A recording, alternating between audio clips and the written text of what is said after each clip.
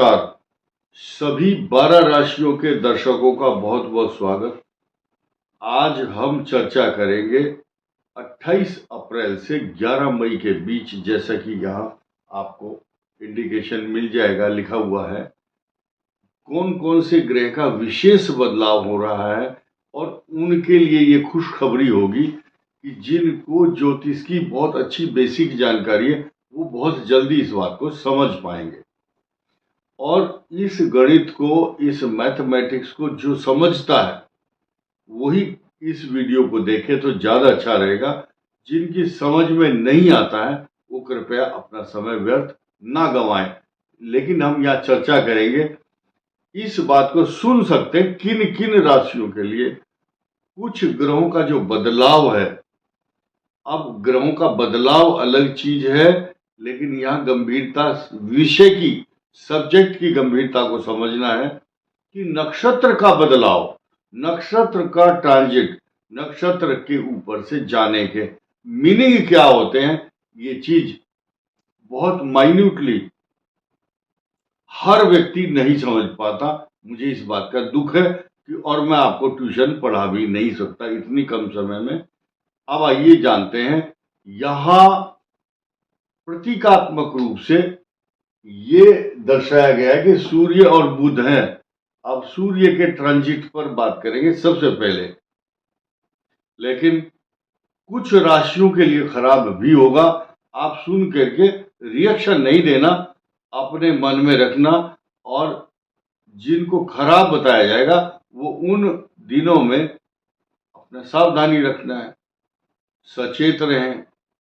अब लोग पूछते नहीं, हम उपाय बता, तेरे को चौराहे पर ये हंडी रखनी है या नारियल रखना है, इतने उड़द दान करने, ऐसा कोई उपाय हम नहीं बता पाएंगे क्योंकि हमारे पास इतना समय नहीं है। हाँ, सिर्फ इतना बताया जाता है कि आप सचेत रहें, सतर्क रहें, चोट आदि लगने से बचें या वाहन ठीक से चलाएं। अब जो बुद्धिजीवी है, 83,99,999 योनि ऐसी है जिनमें ब्रेन नहीं दिया, दिमाग नहीं दिया भगवान ने, मनुष्य को दिया है। अब मनुष्य को एक बार कह दिया तो उसको समझ जाना चाहिए। बहुत पहले, 50 साल पहले, जो बड़े बुजुर्ग जब चिट्ठी लिखते थे अपने किसी भी बच्चे को, रिश्तेदार को, तो लास्ट में एक शब्द नीचे लिखते थे, थोड़े लिखे को ज्यादा समझना। तो जब हम सिर्फ ये कहते हैं कि इन इन राशियों के लिए सावधानी है, कई बार महीने में अलर्ट डेट भी बताते हैं, तो अलर्ट डेट में अब आपके पास जाए, आपका ब्रीफकेस पकड़े, आपको समझाएं। ये कोई एलकेजी वाले स्टूडेंट तो आप है नहीं, आप तो बुद्धिमान हैं। तो बुद्धि, एक किसी व्यक्ति ने कहा था बहुत पहले कि आप यहाँ जा रहे हो तो आप अपना वो दिखाइए, परिचय पत्र। उसने कहा मैं पढ़ा लिखा हूँ, इंजीनियर हूँ, ये किसी जगह की खास घटना है, सच्ची घटना है। उसने कहा मैं तो अधिकारी हूँ भाई, मैं यहाँ जाता ही हूँ, रोज मेरी ड्यूटी है। बोले नहीं, रूल है ये, आप अपना आई कार्ड दिखाइए। तो उसने कहा रूल्स आर फॉर फूल्स, जो कानून बने हैं वो मूर्खों के लिए हैं। जो बुद्धिमान आदमी है उसके लिए कानून नहीं होता। जो ताले लगाते हैं लोग बाग, जो ताला लगाते हैं वो किसके लिए लगाए जाते हैं? चोरों के लिए कभी ताला नहीं लगता, नोट कर लेना मेरी बात। ताले लगते हैं बुद्धिमान लोगों के लिए, ताकि वो समझ जाए कि एक दरवाजा बंद है और ये यहाँ मिलेंगे नहीं, यहाँ इस समय। जो चोर है वो तो एक सेकंड में उस तालों को तोड़ करके ताला तोड़ सकता है। चोर एक्सपर्ट होते हैं, उनके पास इसी बात की एक्सपर्टीज होती है। तो इसलिए मैं आपको बताना चाहूंगा कि ये जो आपको सावधानी की शब्द की बात की जाती है, आपको खुद ही अलर्ट होना है। आपके पास गूगल है, आपके पास अच्छे अच्छे विद्वान हैं, तो हम केवल आपको समय बचाने के लिए सतर्कता वाली बात करेंगे। ये जो सूर्य है 11 मई को 4 दिन के लिए, ओनली फॉर 4 डेज, 4 दिन के लिए, 11 से लेकर 14 तारीख तक, सूर्य का ट्रांजिट अपने ही नक्षत्र पर होगा। वो उनका कृत्तिका नक्षत्र है, सूर्य का नक्षत्र है। उस समय ये एक्सट्रीम हॉट प्लेनेट कहलाएगा।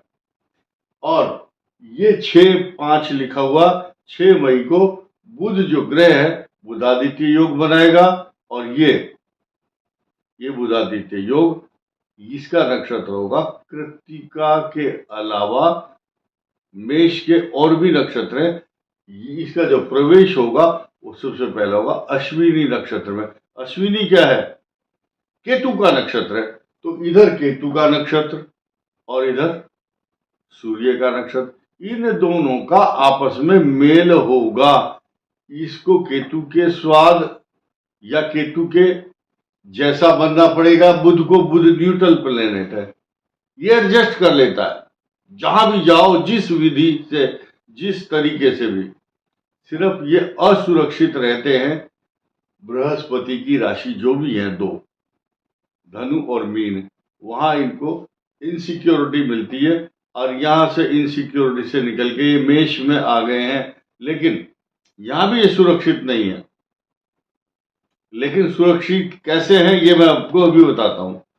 ये मंगल की राशि में आए हैं और मंगल की राशि भी इनके लिए शत्रु राशि है। और नक्षत्र किसका है देखिए, केतु का नक्षत्र है।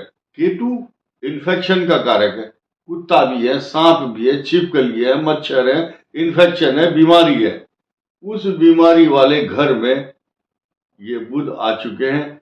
लेकिन इसको संरक्षण मिलता है इस संसार के राजा का जो प्लेटफॉर्म है सूर्य का, सूर्य राजा है। उसके साथ जब भी बुधादित्य योग बनता है, इसकी जो वैल्यू है बढ़ जाती है। किसी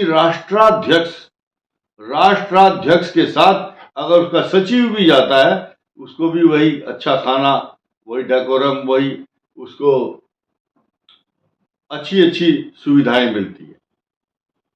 वही व्यक्ति अलग अकेला ट्रेन में बैठा जा रहा हो, पैसेंजर डब्बे में, तो उसको कोई रेस्पेक्ट नहीं देगा, पूछेगा नहीं। यही बुध की कंडीशन सूर्य के साथ। और जब उच्च राशि में सूर्य हो तो उस समय उसकी छटा देखते ही बनती है, आभा मंडल चमकता है। सूर्य के नक्षत्र पर परिभ्रमण बहुत कम देखने में आता है। ये कब आता है? या तो आएगा वैशाख मास में, जब सूर्य अपने उच्च राशि में होंगे, और आएगा हमेशा, ध्यान रखना, 25-26 अप्रैल के बाद ही आता है। क्योंकि जब, और सिर्फ 4 दिन के लिए आता है, ओनली फॉर 4 days। और यही सूर्य की जब भी परिक्रमा अपने नक्षत्र के ऊपर से होती है, ध्यान रखना इस बात को, जब ये उत्तरा फाल्गुनी नक्षत्र आएगा, उत्तरा फाल्गुनी नक्षत्र का जब चतुर्थ चरण होगा, तब इसकी वैल्यू ज्यादा बढ़ जाती है। उत्तरा फाल्गुनी नक्षत्र सूर्य का ही नक्षत्र है। और उसके बाद आप देखेंगे कि उत्तराषाढ़ा नक्षत्र भी सूर्य का नक्षत्र है। और उसका जो 4 चरण है वो खास तौर से बड़े वैल्यू वाले हैं। और ये बहुत बड़ी बात है, सिर्फ 4 दिन मिल रहे हैं इनको ट्रांजिट के। सूर्य के नक्षत्र से, अपने ही नक्षत्र से 4 दिन का एक्शन रिएक्शन देखने को मिलेगा। आइए अब जानते हैं। ये 2 ग्रहों का मैंने समीकरण बताया। बुधादित्य योग बन रहा है, बुध की कंडीशन अच्छी नहीं है, लेकिन सूर्य के साथ इसको सम्मान प्राप्त होता रहेगा। अब ये 28 अप्रैल पर आ जाइए। 28 अप्रैल को जो ट्रांजिट होगा वो किसका होगा, ये ध्यान देने की बात है। सुबह 6:15 पर 28 अप्रैल, आने वाली 28 अप्रैल को 6:15 पर शनि, या 12 लिखा हुआ है, 12 के अंदर 6 राशियां एक तरफ और 6 राशियां एक तरफ। अब 12वीं राशि है इसमें जो बृहस्पति की राशि है, उत्तरा भाद्रपद नक्षत्र इसके अंदर छिपा हुआ है। 3 नक्षत्र छिपे हैं इसमें, हिडन। ये 12 लिखा हुआ है, लेकिन ये 12 एक बहुत छोटी मोटी चीज नहीं है। पूर्व भाद्रपद भी इसके अंदर निहित है, सम्मिलित है, और उत्तरा भाद्रपद पूरा का पूरा समाया हुआ है इस मीन राशि की कक्षा में। ब्रह्मांड है ये मीन राशि का, और इसी में है रेवती नक्षत्र भी। अब जो मिडिल है, मिडिल माने बीच का हिस्सा, कौन सा है? पूर्व भाद्रपद, उत्तरा भाद्रपद, रेवती। उत्तरा भाद्रपद शनि का नक्षत्र है। 6:15 पर सुबह 28 अप्रैल को ये राशि बहुत एक्स्ट्रा ऑर्डिनरी होने वाली है, क्योंकि शनि अपनी ही राशि के ऊपर से ट्रांजिट करेंगे, और ये अवधि काफी दिन होगी। ऐसा नहीं कि ये मतलब आए और चले गए। जो 30 महीने का कार्यकाल लेकर के आ रहे हैं, अभी थोड़े ही दिन हुए हैं इनको। पूर्वा भाद्रपद नक्षत्र के चतुर्थ चरण में आए थे, और वो अवधि 28 अप्रैल को समाप्त हो जाएगी। आप ये समझिए लगभग 1 महीने का जो कार्यकाल है वो समाप्त हो चुका। अब बचे इनके 29 मंथ। अब साढ़े 14.5 महीने तक लगातार ये उत्तरा भाद्रपद नक्षत्र में ही रहेंगे। उनके लिए शुभ होगा, ये चीज ध्यान देने की।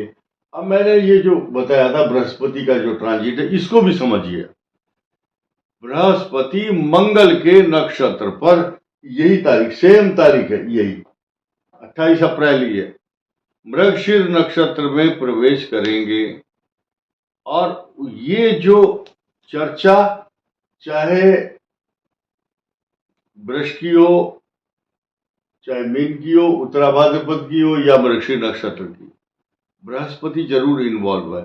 बृहस्पति की राशि है, यहाँ बृहस्पति है, और बृहस्पति मंगल की राशि से जब विचरण करेंगे तो आपका जो डेकोरम है, आपकी जो प्रतिष्ठा, आपकी छवि है, आपका आभा मंडल सेनापति के समान बनाएंगे। ये वृषभ राशि को एक ग्रह बहुत पॉजिटिव स्थिति में देखेगा। अब मैंने शुरू में कहा था कौन कौन सी राशि के लिए खराब होगा। बुरा लगेगा आपको, लेकिन मेरी मजबूरी है। ये आपके मेष राशि के लिए जब बृहस्पति का ऐसा योग बनता है तो वृषभ के लिए अच्छे फल नहीं देगा, वृषभ के लिए अच्छे परिणाम नहीं देगा।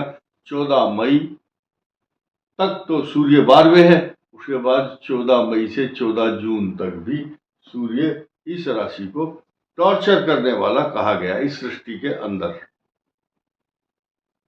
चलो, उस समय एक प्लस पॉइंट होगा कि आपके पंचम भाव से, वृष राशि के पंचम भाव से केतु हट चुका होगा, और केतु आपके चतुर्थ सुख में बाधा पहुंचाने के लिए तो होंगे, मंगल भी वहां होंगे, लेकिन आपको डरने की आवश्यकता नहीं। धैर्य और विवेक और सावधानी से चलना होगा। दूसरी राशि आती है वृष, और फिर आई कन्या। कन्या के लिए ये अष्टम भाव होगा। कन्या राशि का स्वामी स्वयं बुध अष्टम में होगा। मैंने अभी बताया किसके घर में होगा, केतु के। केतु इन्फेक्शन, बीमारी, चोट, झगड़े, अशांति, तनाव, इन्फेक्शन। आपका व्यक्तित्व क्या है, कन्या राशि है, उसका व्यक्तित्व ये है छठा, वो निराशापूर्ण जगह चला गया। अष्टम में कन्या का जो द्वादश भाव है सूर्य, वो भी अष्टम में चला गया। तो इस दृष्टि से कन्या राशि का अच्छा परिणाम नहीं कह सकते। बुरा मानो या भला, ये सच्चाई है। अब आइए मकर। मकर का जो चतुर्थ भाव है ये सुख में बाधक है। मकर का जो भाग्येश है वो बुध है। वो कहाँ चला गया? इन्फेक्शन, बीमारी, अशांति, तनाव, झगड़े और मंगल की शत्रु राशि में। तो मकर के लिए अच्छा परिणाम नहीं देगा। तो 3 तो ये हुई। अब आइए बाकी जो कर्क, वृश्चिक और मीन, इन तीनों के लिए बहुत ही सकारात्मक और अच्छे परिणाम देने वाले ये ग्रह रहेंगे। अब आइए मिथुन, तुला और कुंभ। मिथुन, तुला, कुंभ के लिए कोई खराबी नहीं है किसी भी तरह से, क्योंकि मिथुन के लिए 11th हाउस, तुला के लिए 7th हाउस और कुंभ के लिए 3rd हाउस में ये कॉम्बिनेशन होगा। अब बची कौन सी राशि? मेष, सिंह, धनु। मेष को एक्स्ट्रा ऑर्डिनरी डायनेमिक पर्सनालिटी बनाते हैं ये दोनों ग्रह, और सिंह का भाग्य स्थान में ये आ जाते हैं, और धनु के पंचम में ज्ञान, बुद्धि, विवेक, संतान। लेकिन धनु बची अकेली तो ऐसी है क्योंकि उनके चतुर्थ भाव में जो ढैया है और उसी की 30 डिग्री के पड़ोस में, पड़ोस शब्द यूज कर सकते हैं, सूर्य का, शनि और सूर्य का 30 डिग्री के नजदीक होना, और बृहस्पति का यहां से पलायन करके अगले हाउस में जाना, उसके बाद सूर्य का फिर शत्रु राशि में जाना। ये कॉम्बिनेशन धनु के लिए कुछ अटपटा सा हो सकता है। ये बात अलग है कि जब 6 जून को आपका धनु का जो अष्टम मंगल नीच राशि में है, वो बीमारी, चक्कर आना, अशांति, चिड़चिड़ा, गुप्त इन्फेक्शन, इस टाइप की जो चल रही थी बातें, वो 6 जून के बाद समाप्त होंगी धनु के लिए। इस वीडियो में इतना ही। धन्यवाद। नमस्कार।